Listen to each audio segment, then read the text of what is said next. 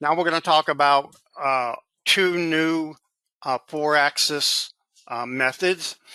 And the first one, they're both referred to extrusion methods, meaning if you have a profile and a rail curve, you can extrude a toolpath along that curve. Now, this doesn't really look like a whole lot as far as real life or real world parts, but I'm going to show you a real world part where this really comes in handy, because this opens up an entire new class of parts that you can machine where you couldn't machine in our 2025 version, and many other products, CAM products, would have difficulty machining them as well. So what this does in this particular operation, the extrusion machining, I'm going to look at the bullet items over here. You don't need a part model for this. If you have a complex extrusion, all you need is the profile curve and the rail curve that you're going to extrude along, and you can generate a tool path based on that. So this comes in handy more for, like say, woodworking, where you're doing chair legs or sculpted filigrees on rotated parts, and also in industrial design, like deco artwork and stuff, where there's a lot of complex curvature geometry that you need to machine. And this just opens up an entire new method of machining those types of parts without having to go in and do a lot of different complicated things just to get it machined. So this is like one operation type. You can get it machined, and it's really cool. So it, in particular of interest in these types of parts, are familiar with 4-axis machining, the typical 4-axis operations, except for the one drive surface machining. Your part, the toolpath, cannot dip below the rotary axis. So if you've tried to do that, you'll see that the tool will not go below that axis. So you end up with stock material left in areas maybe where you didn't want it. You got to go back in and remove it manually after you take the part off. This operation type, it does not have that limitation. The part does not have to be on the rotary axis. As you see in this part, the profile is not even lined up with the rotary x-axis right here. Okay. Yeah. Another important thing, Don, another important thing I want to talk about this method is it's also true 4-axis. So it's not a wrap type of method. So it's actually, it's moving all 3 linear axes and 1 rotary axis. So very similar to our drive surface machining method. Yes, but the main difference here is that in drive surface, the tool has to remain, or not has to, it does remain normal to the surface you're cutting. Okay. In this particular case, I believe, correct me if I'm wrong, Joe, the normal constraint, I believe, is not come into play. I think it is very similar to the drive surface. Actually, this fixes some of the problems in drive surface. Okay. Because you know, we had some issues in terms of step overs in some vertical areas and things of that nature, and which this method actually fixes very nicely. So it's very similar to the drive surface in the sense that you can dip below the rotary axis without a problem, and also true 4-axis. And it also fixes some of the issues. So it's a really powerful method that we have added. Okay. Okay. And it supports, if you look at the cut parameters over here, basically it supports all the same cut parameters you may see typically in the, say, 4-axis parallel finishing. You have all the axial containment, all of the cut patterns, everything in there that you're normally expecting to see. You will have those options. And let's go. That is the extrusion machining, where you have a profile, extrusion, a rail curve, and you're generating a toolpath based on that without having. Go ahead. Don, I should also add, this is very fast. So that's one of the another reason compared to drive surface, where we're actually creating a surface and pulling normals and points off of the surface. This one is an extrusion machining. It's really fast. So it's another advantage. Mm-hmm. So if you have parts that are a constant cross section that follow a rail curve, and this rail curve, it can be any curve. I just happen to have an arc here, but it can be any sweeping curve, and it'll follow it. Okay. The second 4-axis extrusion method is called a projection method, where you have a 3D part model, and you can project a curve. So you have a profile here that you're extruding, and you have your rail curve similar to the extrusion method. But what's happening here is that it's projecting the tool path down onto the 3D part model. So if you look at here, we have a long cut pattern here where the radial rotary axis is below the part.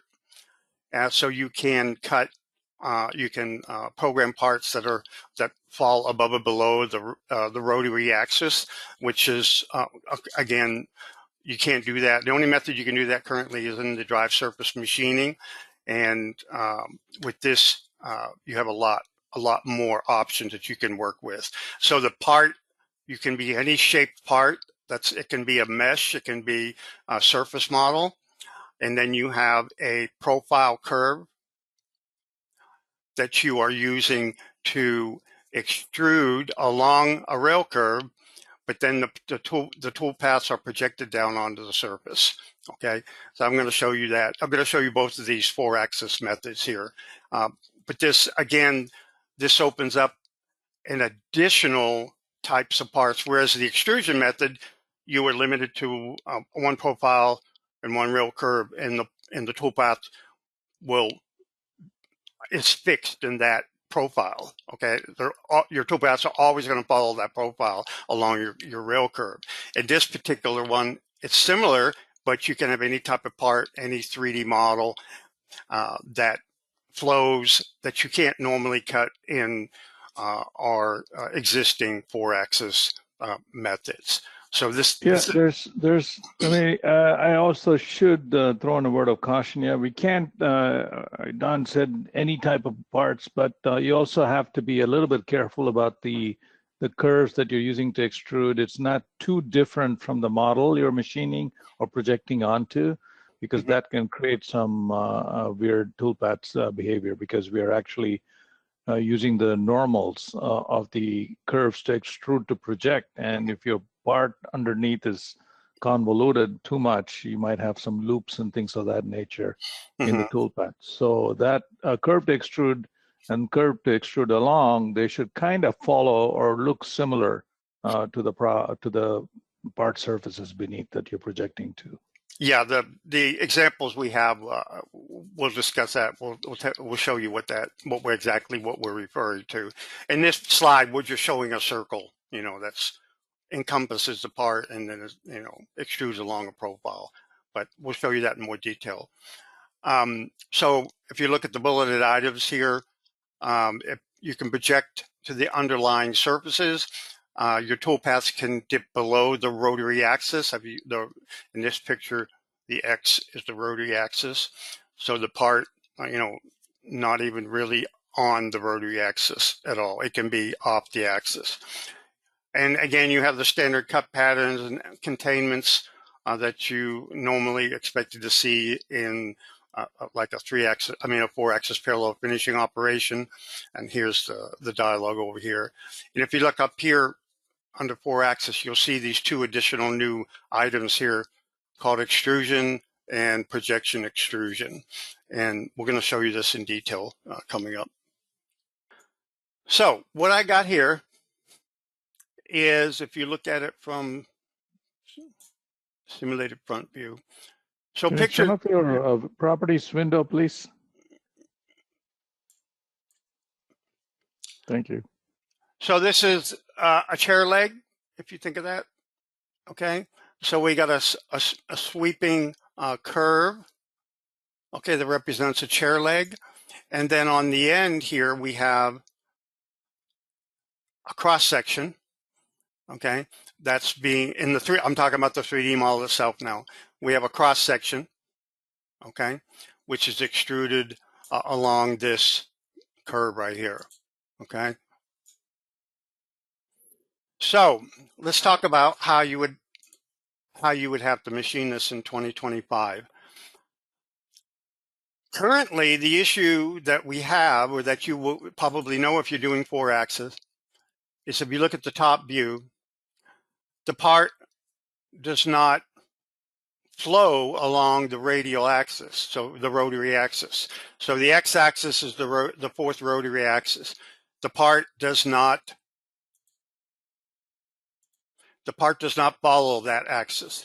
So currently, the only operation type you would even in 4-axis, true 4-axis machining that you would even could consider is the let's see, that is the drive surface machining. That is the only toolpath method you can use if the part is not wholly centered on the rotational axis, the rotary axis. But even with that operation type, for this part, you couldn't use that, because in the drive surface machining, the tool will always stay normal to every cut point. So as you cut on this interior curve here, the tool would want to remain normal, and you would probably hit this edge as the tool rotates around and tries to stay normal to this inner surface. So really, you couldn't program this part in 2025 using any of the true continuous 4-axis methods. So what you would have to do in 2025 is you would have to do index 4-axis machining, where you'd have to rough it out from one direction, parallel fin. Let's go to this view. Parallel finish from one direction. Again, this is 2025.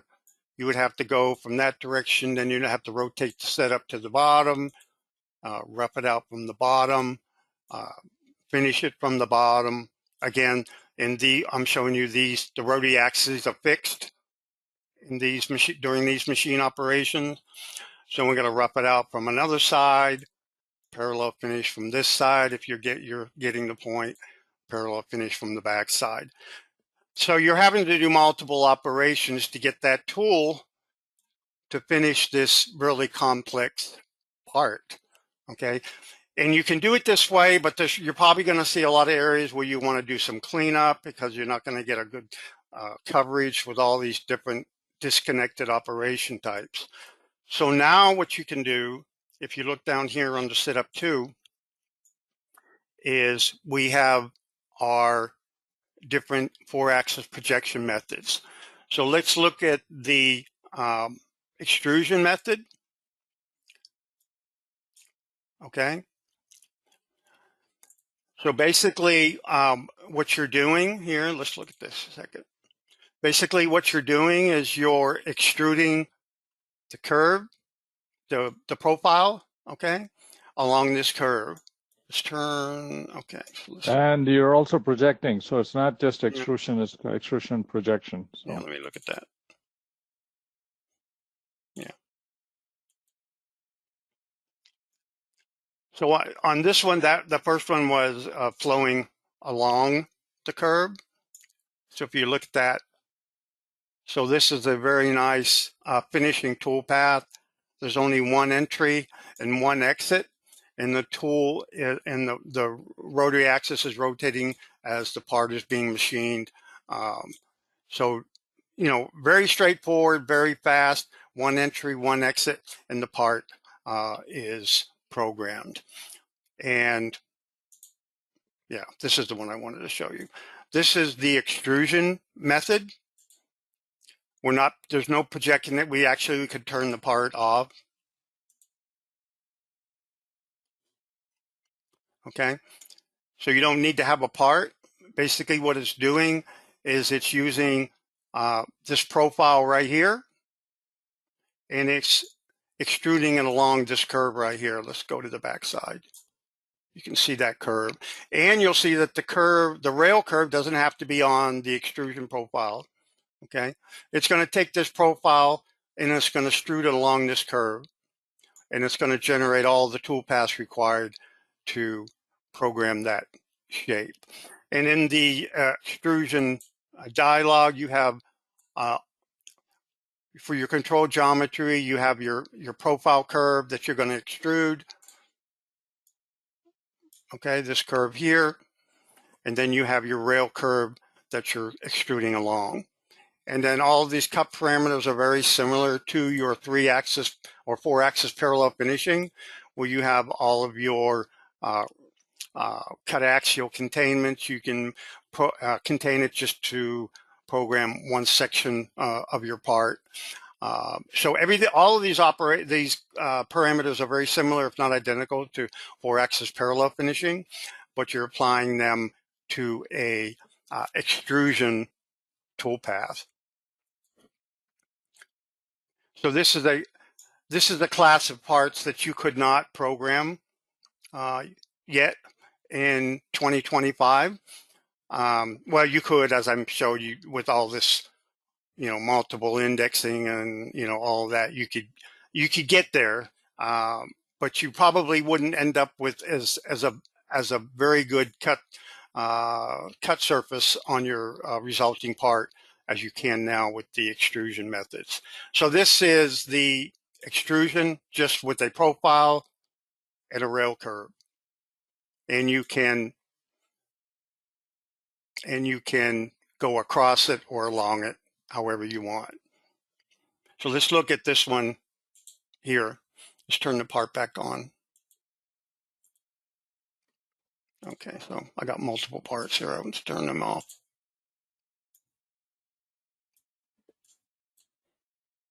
Turning them off. Okay. So here, if you recall in the slide where Joe was talking about the profile that you want to use. So what's happening is it's taking the profile, okay, and it's extruding it along the rail curve, and then it's projecting the toolpath down onto the surface. And what Joe was mentioning is that you want to be careful with the shape of your profile. You want to make it close to the shape of the part. So as you see, we just took the shape profile of the part itself, and we did an offset curve to get a profile that approximates the same shape of the part itself. And by doing that, you get a more continuous resulting toolpath. Let's try to put it that way. And then that was the along, and this is the across method. And actually, this is the helical across method, where it's just one. Again, it's just one entry and one exit. Very clean, very fast, very nice resulting surface finish.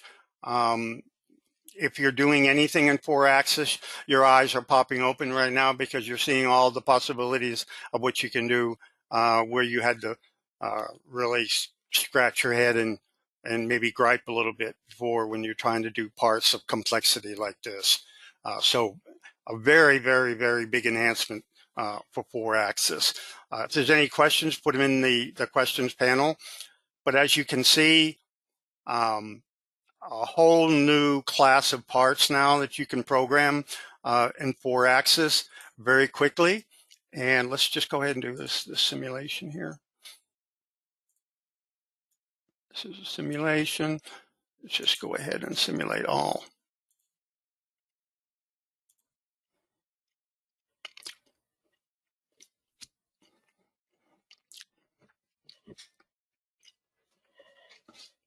I actually have multiple ones. I didn't need to simulate all 3 of them, but it took like maybe 10 seconds to simulate all of it already. Whereas in the polygonal method, you would probably be waiting 2 minutes, maybe 3 minutes